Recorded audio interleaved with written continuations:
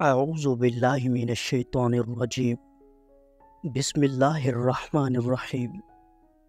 तमाम देखने और सुनने वालों को अस्सलामु अलैकुम। कुछ लोग हज़रत उमर फ़ारूक रज़ी अल्लाह तआला अन्हु के पास एक नामज़द गवर्नर की शिकायत लेकर हाजिर हुए। अमीरुल मोमिनीन ने दरियाफ्त किया कि आप क्यों आए हो। लोगों ने बताया, नामज़द गवर्नर की 4 शिकायत लेकर आए हैं।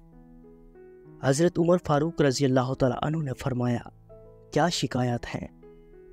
एक ने गिनवाना शुरू कर दिया, ऐ अमीरुल मोमिनीन, पहले वो फजर के बाद बैठकर दीन सिखाते थे और देर तक मस्जिद में रहते थे।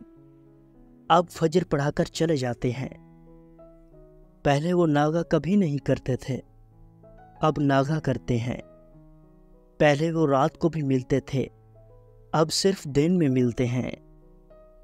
अचानक उनको क्या हो जाता है कि बहुत आहो बका और रोना शुरू कर देते हैं और देर तक चुप ही नहीं करते।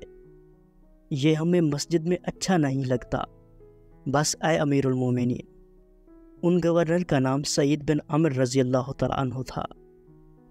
अमीरुल मोमिनीन ने उनको बुलवाया और उनके सामने शिकायत रखकर जवाब मांगा। गवर्नर कुछ देर के लिए खामोश रहे, फिर बोले, अल्लाह ने मेरा राज खोल दिया। ऐ अमीरुल मोमिनीन, सब कुछ दुरुस्त है। पहली शिकायत की वजह, मेरी 40 साल की साथी बीवी आजकल बहुत बीमार है। मैं फजर के बाद जाकर उसके लिए नाश्ता बनाता हूँ। उसके कपड़े गंदे हों तो खुद बदलवाता हूँ। ना औलाद है, ना नौकर रखने की सकत। अमीरुल मोमिनीन पहले जवाब पर बेचैन हो गए। दूसरी शिकायत का जवाब यह है कि मेरे पास सिर्फ एक जुड़ा है। मैला होने पर उसको धोकर सूखने तक बीवी के कपड़े पहनकर इंतज़ार करता हूँ। इसमें असर निकल जाती है। तीसरी वजह यह है कि मैंने दिन दुनिया के लिए रख छोड़ा है और रात अल्लाह को मनाने के लिए। रात को नहीं मिल सकता। चौथी शिकायत की वजह यह है कि मैं इस्लाम बहुत देर से लाया, 40 साल के बाद।